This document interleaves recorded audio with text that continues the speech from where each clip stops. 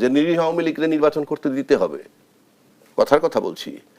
Refined Awami League নিয়ে নির্বাচন, এমন কথা বলেছে, এমন বক্তব্য পাওয়া যাচ্ছে, দলমত নির্বিশেষে আমরা সবাই আমাদের ভেদাভেদ ভুলে আমরা আসেন, আমরা নির্বাচনে যাই, সব দলের আমন্ত্রণ জানানো হচ্ছে, ডাইরেক্ট ইনডাইরেক্ট। তাহলে আমরা কোথায় যাচ্ছি? কোথায়? আমরা তো যে বয়ানগুলো কন্টিনিউ চলা উচিত ছিল, দল মত নির্বিশেষে একটা জায়গায় সবার স্থির হওয়া উচিত ছিল যে কোনোভাবে কিন্তু স্বৈরাচার বা পতিত সরকারের যাতে কোনোভাবে মাথা চাড়া দিতে না পারে। আমি রাজনীতিবিদ না, আমি বলি রাজনীতির বক্তব্যটা এমন হওয়া উচিত। উল্টা কি হয়েছে? 53-54 বছর পর অন্য আর একটা ন্যারেটিভ নিয়ে আসছে এখানে। কি ন্যারেটিভ? স্বাধীনতার পক্ষ শক্তি চলে গেছে, বিপক্ষ শক্তি মাথা চাড়া দিয়ে উঠতেছে। তার মানে কি? পতিত সরকার মানে কি এই মুক্তিযুদ্ধ? মুক্তিযুদ্ধ এই দেশের মুক্তিযুদ্ধ বঙ্গবন্ধুর নেতৃত্বে আর জিয়াউর রহমান সাহেবের মতো লোকের মাঠে লড়াইয়ের বিনিময়ে যেই যুদ্ধটা অর্জন আমরা করলাম 71, এটা বাংলাদেশের সম্পদ। কিন্তু অ্যাডভোকেট আবু রাজ্জাক কি মুক্তিযুদ্ধের পক্ষে বিপক্ষে যেমন আলোচনায় এসেছে বর্তমান সময়ের রাজনীতিতে, সেই সঙ্গে আমরা রাজনীতির একটা ইস্যু হতে দেখেছি যে ধর্মের ব্যবহার। আমি যদি আপনার সাথে একটা প্রসঙ্গ যুক্ত করি, জেলা জামায়াতের আমির ও লক্ষ্মীপুর 2 আসনের জামায়াতের মনোনীত প্রার্থী রুহুল আমিন ভূঁইয়া বলেছেন, হাসরের ময়দানে কোনো মার্কা থাকবে না, থাকবে শুধু দাড়িপাল্লা। এই দাড়িপাল্লায় ভোট দিলে ন্যায় প্রতিষ্ঠিত হবে। এর আগে আমরা শুনেছি, অভিযোগ শুনেছে জামায়াত জান্নাতের টিকিট বিক্রি করছে। এটা যে বলছে, উনি যে বলছেন, তার চেয়ে খারাপ হইলো যারা আমলে নেয়। তার চেয়ে খারাপ আমি মনে করি যারা আমলে নেয়। ডাজ ইট মিন তাহলে আপনি বিশ্বাস করেন যে হাসরের ময়দানে গিয়ে দাড়িপাল্লা দেখবেন? আপনি হোয়াই উড অ্যাকসেপ্ট ইট? তার মানে ইউ আর কনফিউজড, আপনি 100% কনফিউজড। আপনি দাড়িপাল্লা দেখবেন মিস্টার এক্স বলছে, আর সেটা আপনি দেখবেন, সেটা নিয়ে আলোচনা করেন। আমি যদি বড় দলের কেউ হইতাম, আমি ডাইরেক্ট আমলেই তো নিতাম না। কি আসে যায়? আপনি যদি ওই কথা বলেন, আমরা তো এমনও দেখছি যে নেত্রী পলাতক, ইনকলাব পত্রিকায় ছবি দেখছি, নির্বাচনের আগে হিজাব টিজাব পরে হাতে তসবি। দেখেন না সেই ছবি? তার মানে কি? আপনি কি ধর্মটাকে ক্যাশ করতে চান? আপনি রাজনৈতিকভাবে আসেন, সবাই কিন্তু একটা ফোর্স, আপনি এককভাবে কোনো ফোর্স না। একটা দল সংঘবদ্ধ লোক হইলি সে ফোর্স হয়, উনি ইন্ডিভিজুয়াল কিন্তু ফোর্স না। কিন্তু ওনার অফিসের সবাই যদি মিলে তাহলে একটা ফোর্স। ওনার অফিসে গিয়ে যদি ওনার উপরে আমি হামলা করি, তাহলে আরো 10টা কর্মচারী এসে সামনে দাঁড়াবে। ইন্ডিভিজুয়াল আপনি ফোর্স না। যারা ধর্মের বিষয়ে রাজনীতি করে সেটা একটা ফোর্স, ধর্ম ইমেটেরিয়াল। ওখানে যারা বলে নাকি যে আপনি হাসরের ময়দানে দেখবেন দাড়িপাল্লা, এটা তো ধর্ম নাকি? মানে এটা কি কোনো বক্তব্য হতে পারে? তার চেয়ে বড় যিনি আমলে নেন, তার সে কি বিশ্বাস করেন? তারটা সে তার মার্কেটিং করতে দেন না। মানুষ খায় না এইসব কথা। খাইলে 92% মুসলমানের দেশে এতগুলা ইসলামী দল হয় না, আর এত তীর্থে কাকের মতো চিৎকার করতে হয় না। সুতরাং এগুলো যারা আমলে নেয়, আমরা এমনও দেখছি দায়িত্বশীল নেতা এখানে বসে বলে ওভারসিজ কে কি বলছে, তারে আমলে নেয়, তারে আমলে নিয়ে কাউন্টার দেয়। যখন ওই পার থেকে কাউন্টার আসে, এপারতে আবার দমে যায়, কারণ তাদের কাউন্টার এত শক্ত হয়। আপনি জান কেন? একটা বড় মাপের নেতা আমি, কে কি বললো ইউটিউবে, এইটা নিয়ে আমার মাথা চাপড়াইতেছি। Why? Think about your own position. আমার বক্তব্যটা হলো এইখানে। এইবার আসেন আপনি নির্বাচনের যে বিষয়গুলো বলতেছিলাম, এর আগে আমি একটা কথা বলতেছিলাম যে নির্বাচনে এই যে লেভেল প্লেইং ফিল্ডের কথা আসতেছে, একটা ন্যারেটিভ এখন তৈরি হয়েছে, এই যে স্বাধীনতার পক্ষ শক্তি বিপক্ষ শক্তি আবার 54 বছর পর। কেন? আওয়ামী লীগের যারা পালায় গেছে, দুইটা কথা আসছে এখন, একটা হলো -4 আর একটা হলো এই পক্ষ বিপক্ষ শক্তি। আপনার স্বাধীনতা, মুক্তিযুদ্ধ কোন দলের কোন ব্যক্তির ব্যক্তিগত সম্পত্তি না যে তারা কিক মেরে বাইর করে দিলে পরে আমার স্বাধীনতা চলে যাবে। এই বয়ান কেন আনতেছেন? আমরা সবাই এস্টাবলিশ করতে চান যাকে তাড়ানো হয়েছে উনি যাওয়া মানে স্বাধীনতার পক্ষের শক্তি চলে যান? নো, এটা যারা বলে তারা স্বাধীনতার শত্রু। ধন্যবাদ জানাচ্ছি অ্যাডভোকেট আবু রাজ্জাক। স্বাধীনতা আমাদের সবার সম্পত্তি। একটা ব্যক্তি, একটা দল চলে গেলে আমার স্বাধীনতা চলে যায়। দেখছি যেমনটা অ্যাডভোকেট আবু রাজ্জাক তুলে ধরছিল, মুক্তিযুদ্ধ কার্ড খেলা হচ্ছে, ধর্ম কার্ড খেলা হচ্ছে, এগুলোর প্রভাব আসলে রাজনীতিতে সত্যিকার অর্থে কতটা পড়ে? জি, ধন্যবাদ আপনাকে। দুটো ভিন্ন বিষয়। প্রথমত হচ্ছে নির্বাচনী ভাবনা, যখন আপনি শিরোনামও করেছেন বুঝে শুনেই করেছেন। রাজনীতিবিদদের নয়, শুধু সাধারণ মানুষেরও এখন ভাবনার জগতে শুধু নির্বাচন আর ভোট ঘুরে। তো নির্বাচনের এরকম সময়ে যার যেটা দিয়ে সুবিধা হয় সে কিন্তু ঠিক ওইটাই মার্কেটিং করে। তো আপনি যথার্থ এনেছেন যে ধর্মকেও একটা সাবজেক্ট করা হয়েছে, আবার বিষয়টা কিন্তু নতুন নয়। তো ধর্ম বলতে যেহেতু আমরা মুসলিম প্রধান দেশ, ইসলাম ধর্মকে একটু বেশি আনা হয়েছে। আবার আপনি খেয়াল করে দেখুন, সংখ্যালঘু সম্প্রদায়ের অর্থাৎ হিন্দু সম্প্রদায়ের ধর্মকেও কিন্তু সামনে আনা হয়েছে। আজই দেখছিলাম একটা পোস্টার, সেটা হচ্ছে হরে কৃষ্ণ হরে বল, দাড়ি পাল্লা টেনে তোল। সেটা একজন জামাতের যিনি হিন্দু প্রার্থী তিনি এই স্লোগানটা দিয়েছেন। অর্থাৎ ধর্ম আপনি ওখানেও ব্যবহার করছেন। তো কেন? কারণ ধর্মের ব্যবহারটা বাংলাদেশে বাস্তবতা হচ্ছে যে এটার মার্কেটিং ভ্যালু বেশি। আপনি হাসরের কথা আনতে পারেন, আগুনের কথা আনতে পারেন, দাড়িপাল্লার কথা আনতে পারেন, কিন্তু এই যে একটি স্পেসিফিক আসলে জামায়াত যে হিন্দু প্রার্থীকে মনোনয়ন দিয়েছে সেটি আসলে কি উদ্দেশ্যে? জামায়াত কি নিজেকে সেকুলার প্রমাণ করতে চাইছে? জামাত তো নিজেকে আরো অনেক কিছুই প্রমাণ করতে চাইবে, সেকুলার প্রমাণ করতে চাইবে, মধ্যপন্থী প্রমাণ করতে চাইবে, আধুনিক প্রমাণ করতে চাইবে, অথবা ইসলামের খাস শক্তি, মূল শক্তি, সেটাও প্রমাণ করতে চাইবে।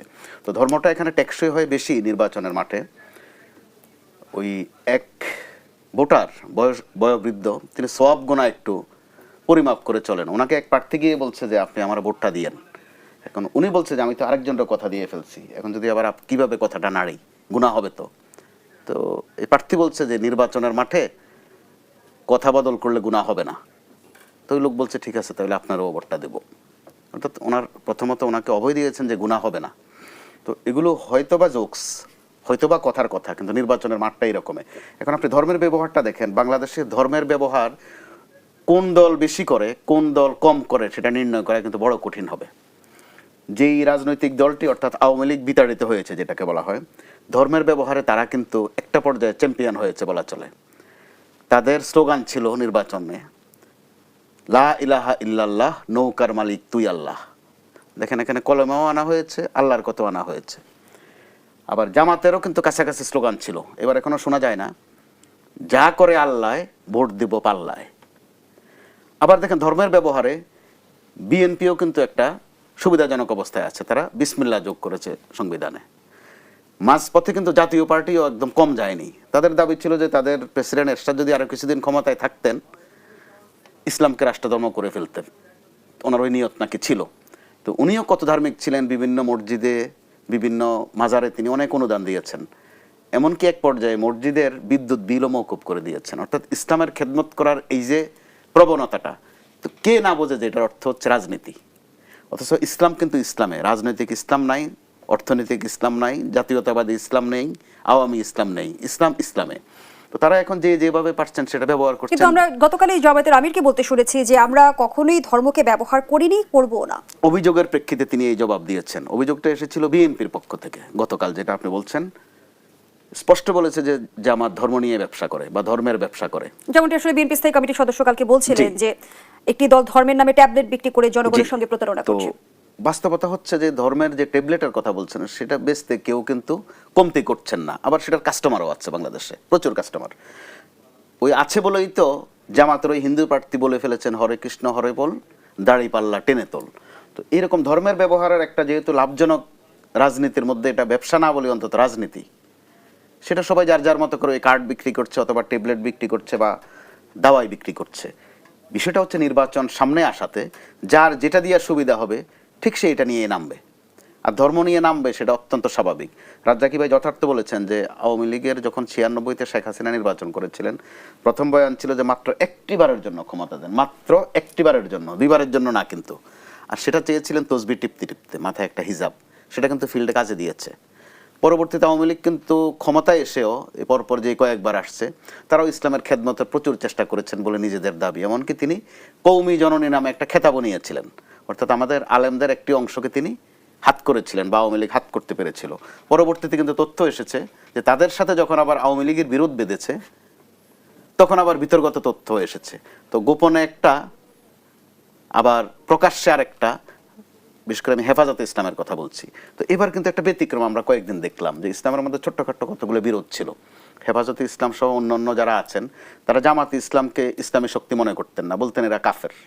আবার জামাতও তাদেরকে বলতেন যে তারা ব্যাকডেটেড, জামাত আধুনিক।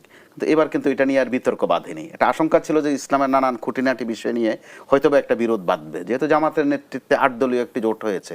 তাদের মধ্যে কিন্তু এখন আপনি প্রশ্ন করেন যে আপনারা যে এক পক্ষ আর এক পক্ষকে বলেছিলেন যে আপনারা মুসলমানে না, অথবা কাফের অথবা মুরতাদ, এসব শব্দ তারা ইউজ করতেন। এখন কিন্তু তারা দিব্যি ভুলে গেছেন, কেউ প্রশ্নও করছে না যে মুরতাদদের সাথে এক হলেন কি করে, অথবা কাফেরদের সাথে এক হলেন কি করে, অথবা মওদুদিবাদ তো কোনো ইসলামে না, আপনারা ওখানে একাত্ম হলেন কি করে, জবাব পাবেন না।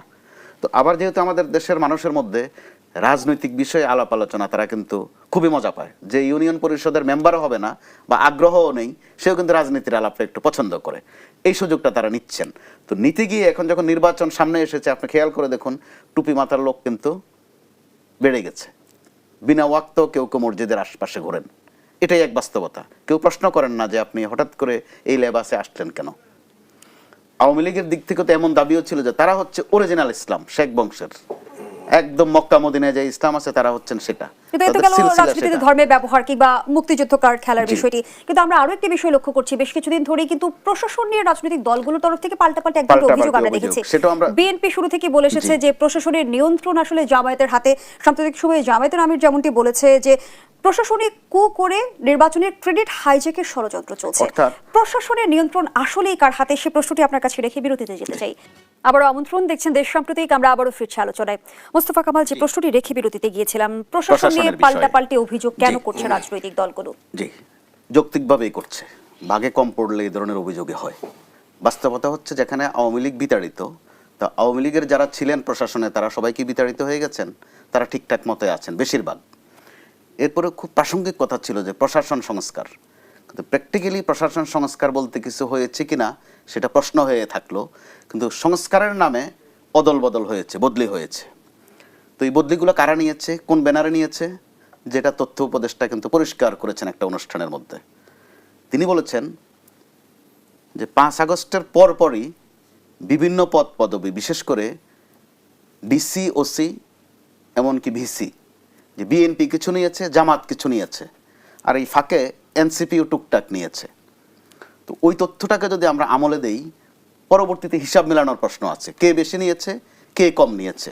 তো নিশ্চয়ই তাদের হিসাবে মিলছে না, যে কারণে জামাত এখন যে অভিযোগ করছে যে বিএনপির দিকে হেলে আছে প্রশাসন। ঠিক কয়েকদিন আগে বিএনপি কিন্তু অভিযোগ করেছে যে প্রশাসনের বেশিরভাগ লোকজন জামাতের দিকে হেলে আছে। তো এই যে হেলে আছে আর দুলে আছে, তারা কিন্তু খুব ভালো করে জানেন কে কয়জন নিয়েছেন। আবার এমন তথ্যও কিন্তু এসেছে যে ওখানে টোকেন অথবা স্লিপ গেছে বিএনপি থেকে, যে বিএনপির লোক হিসাবে কোনো চেয়ারে বসিয়ে দেওয়া হয়েছে। কিন্তু বিএনপি কিছুদিনের মধ্যে টের পেয়েছে যে চেয়ারে বসার পর ওই লোক ফাংশন করছে জামাতের পক্ষে। তাহলে আপনি বাস্তবতাটা বোঝেন। যেহেতু সংস্কার হয়নি, শুধু বদলিটাই সংস্কার, যে কারণে পরিণতি হচ্ছে এখন গ্যামলিং, জুয়া, আর গণমাধ্যমের ভাষায় হচ্ছে লটারি। তো লটারির জায়গায় যেখানে চলে এসেছি, তাহলে আমরা সংস্কার করলাম কেন? যদি লটারিতে আসতে হবে, দুদিন পরে দেশের আরো কোন কোন পর্যায়ে আমাদের লটারিতে যেতে হয়, নমুনা কিন্তু ভালো মনে হচ্ছে না। আর কিন্তু লটারির দাবি তো রাজনৈতিক দলগুলোর তরফ থেকেই ছিল। জি, এসেছে। অর্থাৎ পরিণতি কোথায় গেছে? লটারির কাছে চলে যেতে হয়েছে। সংস্কারের কাছে কিন্তু আর থাকেননি আপনি, বা সিদ্ধান্তের কাছে যেতে পারেননি, লটারিতে গেছেন। তো সামনে আরো কত কিছুতে লটারি আমাদের দেখতে হয় অথবা হজম করতে হয়, সেটা অপেক্ষা করে দেখার বিষয়। অ্যাডভোকেট আবু রাজ্জাক, আপনার মতামত দিতে আমি ফিরছি আপনার কাছে। অ্যাডভোকেট আবু রাজ্জাক, আমরা দেখলাম বিতর্ক এড়াতে সরকার কিন্তু লটারির মাধ্যমে প্রশাসনের রদ বদল করেছে, তারপরে অভিযোগ কেন? এগুলো হাস্যকর। আপনি লটারিতে কি মঙ্গল গ্রহের লোকের ভিতরে লটারি হবে লোক নিয়ে নাকি? না এই যারা আছে তাদের মধ্যেই? তাতে কি 12 তলাটা 5 তলায়, 5 তলাটা 7 তলায়, 7 তলাটা 3 তলায়, লোক তো একই।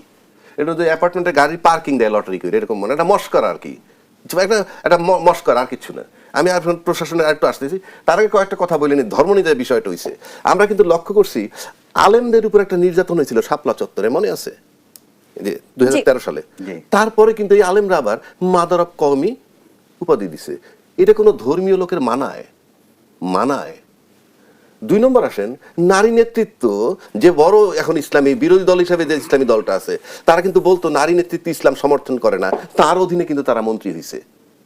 আপনি লক্ষ্য করে দেখেন ধর্মটাকে কেন একটা ফালতু বিষয়, এবং যারা করে, যারা এলাও করছে এবং যারা এখন প্রতিবাদ করে, তারাও একই গোত্রের। কেন বলি আমি, আপনি যে ইসলামী দল যারা করে, ধর্মের নামে সবচেয়ে বড় দল, তাদেরকে নিয়ে আপনারা মন্ত্রিত্ব দিচ্ছেন, যাদেরকে আপনারা বলেন রাজাকার। আবার এদেরকে নিয়ে আপনারা আন্দোলন করছেন এরশাদের বিরুদ্ধে, রাজাকার সাথে নিয়ে। আপনার ধর্মের ব্যাপারে পক্ষে বিপক্ষে কোন রাজনৈতিক দল যেগুলো পরীক্ষিত ছিল, ক্ষমতায় ছিল, কোনো রাইটই নাই, কোনো বলার রাইটই নাই। এগুলো হালকা, কোনো রিচ কথা না, কোনো রিচ কথা না। আপনি রিচ কোনো কথা পাবেন, এগুলো হালকা কথা। সম্পর্কে যখন ফাটল ধরেছে বিএনপি জামায়াতের মধ্যে, আমরা কিন্তু পাল্টাপাল্টি অভিযোগও শুনেছি। এখন আসেন, আপনি যেমনটি বলছিলেন যে জামায়াতকে বলা হচ্ছে রাজাকার বিএনপির তরফ থেকে, এবং জামায়াতের নেতাকর্মীরাও কিন্তু বিএনপিকে দুর্নীতিবাজ বলছে, আবার সেই দুর্নীতিবাজ সরকারের মন্ত্রিত্ব কিন্তু তারা গ্রহণ করেছে। আমরা সে জায়গায় আসছি। ওই তো, যদি বলেন দুর্নীতিবাজ, তাহলে দুর্নীতিবাজ মন্ত্রীর অধীনে গেছে, বাট সেখানে আবার তারা প্রমাণ করছে তারা দুর্নীতি করেন নাই। যে 2টা মন্ত্রণালয় ছিল, তারা কিন্তু প্রমাণ করছেন মন্ত্রণালয়। এখন আসি, আমি বলি, এখন একটু যোগ করে দেই। এটা হচ্ছে অসহিষ্ণুতার মাত্রাটা এত তীব্র যে গতকাল আমি কি করেছি, কি বলেছি, আজে বলে যাচ্ছি, এবং এই বিষয়ে কারো লজ্জা শরম যেটা, লাজ শরম যেটাকে বলে প্রচলিত বাংলায়, কারোর মধ্যে কিন্তু সেটা নেই। এমন রুক্ষভাবে বলা হচ্ছে যে এরা হচ্ছে রাজাকার। তো আপনি এই রাজাকার নিয়ে এই ঘর সংসারটা কিভাবে করলেন? আবার বলছেন দুর্নীতিবাজ। তো এই দুর্নীতিবাজদের সাথে এত বছর আপনার মিতালি হলো কি করে? কেউ কিন্তু এই জবাবে যাচ্ছেন না, কেউই কিন্তু গালিগালাজ সমানে করছেন। এই গালিগালাজ করতে গিয়ে তারা এমন একটা আবহ তৈরি করছেন দেশে, মানুষের কাছে কিন্তু তারা বিনোদনের আইটেম হয়ে যাচ্ছেন। প্রোগ্রাম কোথায়? তারা যে মাঠে নামছে নির্বাচনের, প্রোগ্রামটা কি তাদের? কার কি বার্তা? ক্ষমতায় গিয়ে কি করবেন? ফরেন পলিসি কি হবে? শিক্ষানীতি কি হবে? আমার স্বরাষ্ট্রনীতি কি হবে? প্রতিবেশীর সাথে আমার সম্পর্ক কি হবে? ওই চায়নার সাথে সম্পর্ক কি হবে? বর্ডারের সাথে সম্পর্ক কি হবে? মাথায় কিছু আছে বলে আই ডোন্ট বিলিভ। বলে না কেন এগুলো? কি এগুলো বলবেন তো আপনি? এইগুলা দেশের অর্থনীতি সংস্কার কিভাবে করবেন সেইগুলা কই? আপনি কি বল জামাত কি কইলো ওইটা নিয়ে আমি নাচি, বিএনপি কি কইলো জামাত নাচে। এইবার আসেন প্রশাসন, বুলশিট। এগুলো আপনি বলে রাখতেছেন কেন জানেন? এক নম্বর, যে জামাত প্রশাসনে ছাইয়ে ফেলছে তার মানে হচ্ছে এই যে এটা একটা বয়ান তৈরি করা, যে তারপরে নির্বাচনে যাচ্ছেন কেন? বলবে নির্বাচন নিরপেক্ষ হয়েছে। নিরপেক্ষ হওয়ার জন্য এই ইস্যুটা বানায় রাখা, যে প্রশাসন কত নিরপেক্ষ। আমি আপনাকে বলে দিচ্ছি, যত পদের জরিপ হোক, বাংলাদেশে নির্বাচন কন্ডাক্ট করে প্রশাসন। বাংলাদেশে নির্বাচন কমিশনের আলাদা প্রশাসন নাই, এই প্রশাসনগুলোই করে। এবং প্রশাসনকে নেতৃত্ব দেয় ক্ষমতায় যাওয়ার পর রাজনীতিবিদরা। রাজনীতিবিদরা করাপশন করে, রাজনীতিবিদরা আইন বানায়, সেই আইনের ভিত্তিতে আমলারা গুলি করে মানুষ মারে, আমলারা নির্যাতন করে। তার মানে আমলারা দুর্নীতির হেডকোয়ার্টার এবং তার সাথে সহযোগিতা থাকে রাজনীতিবিদদের। সুতরাং নির্বাচনে যেহেতু আমলারা কনফার্ম করে, ফলাফল তারা ঘোষণা করবে। আমি নিশ্চিত করে বলে দিচ্ছি, আমলারা তাকে ক্ষমতায় আনবে যাদেরকে ক্ষমতা আনলে তাদের দুর্নীতি নিয়ে কথা হবে না, তাদের বিচার হবে না, তারা নিরাপদে থাকবে। ঠিক সেই দলটাকে তারা ক্ষমতা আনবে। এখন সেই দলটা যেই হোক। তবে কি এখনো রাজনীতি আমলাতন্ত্রের কাছে জিম্মি? আপনি নিশ্চিত থাকেন বাংলাদেশে আমলাতন্ত্রের কাছে জিম্মি। আমলাতন্ত্রই করে এবং রাজনীতিবিদরা ক্ষমতায় যাওয়ার পর ফর গডস সে তার দলীয় লোকগুলা বাদে বাকি লোকগুলো হয় তাদের ভিকটিম করার জায়গা। ওখান থেকে কালেকশন, ওখান থেকে সংগ্রহ, সেটা আমলা এবং রাজনীতিবিদ। ধন্যবাদ জানাচ্ছি অ্যাডভোকেট অফ হেডারেসকে মোস্তফা কামাল। এই বিষয়ে দু চার লাইন আপনার মন্তব্য নিতে চাই। অন্তর্বর্তী সরকার যখন দায়িত্বে এলো তখন আমরা উপদেষ্টাদের তরফ থেকেও কিন্তু অভিযোগ শুনেছি, আমলাদের তরফ থেকে অসহযোগিতার অভিযোগও শুনেছি। কি বলবেন এই বিষয়ে? অবশ্যই তারা অসহযোগিতা পেয়েছেন, সেই উপলব্ধি তো তারা প্রকাশ করবেনই। এখানে আরো বাস্তবতা আছে। বাস্তবতা হচ্ছে 5 আগস্টের পর রাজনৈতিক দলগুলোর মধ্যে যে একটা সহনশীলতা আমরা দেখেছি, এই 1.5 বছরের প্রমাণ হচ্ছে ওটা ছিল মেকি, মানুষকে ভোগা দেয়া বা ধোকা দেয়া। কোনো সহযোগিতা তারা ফটো সেশন করেছেন, বলেছেন যে তারা এক হয়ে গেছেন। প্র্যাকটিক্যালি এখন নিজে গত কয়েকদিন কিন্তু সেটা প্রমাণিত, এক পক্ষ আরেক পক্ষকে গালি দিচ্ছেন। কিন্তু যে আমলা সেক্টর যেটা বেসিক্যালি তারাই রাষ্ট্র পরিচালনায় অন্যতম কামলা, যাবতীয় স্টিয়ারিং তাদের হাতে, তারা কিন্তু ইউনাইটেড। তাদের মধ্যে আপনি খেয়াল করে দেখুন বিরোধ নাই। কেউ 14 তলায় যাচ্ছেন, কেউ 7 তলায় যাচ্ছেন, কেউ শেরপুর যাচ্ছেন, কেউ কুমিল্লা যাচ্ছেন, ফরিদপুরের জন চলে যাচ্ছেন যশোর, তফাতের দূরে। তারা কিন্তু মিলেমিশে ভালোই আছেন। এখানে উল্লেখ করতে হয় যে পুলিশ যে সমানে গুলি চালিয়েছিল, মনে থাকার কথা আপনার 3, 4, 5 তারিখে, প্রত্যেকটা জায়গায় একজন ম্যাজিস্ট্রেট ছিলেন, আর হুকুমটা রাজনীতিবিদরা। ওখান থেকে কিন্তু নির্দেশনা এসেছে। তো আমরা কি গত 1.5 বছরও দেখেছি যে হুকুমদাতা কোনো ম্যাজিস্ট্রেটকে বা অনুমতিদাতা কোনো ম্যাজিস্ট্রেটকে এখন পর্যন্ত তলব করা হয়েছে? স্পষ্ট মনে থাকার কথা, বারবার দরকার শেখ হাসিনার সরকার। এটা কি শুধু আওয়ামী লীগ বলেছিল? আওয়ামী লীগ নেতা কর্মীরা বলেছিল? আমলাদের থেকেও বলা হয়েছে, নিয়মিত ফিচার লেখা হয়েছে, স্লোগান দেয়া হয়েছে। তারা বঙ্গবন্ধুর জন্য জীবন দিতে চান,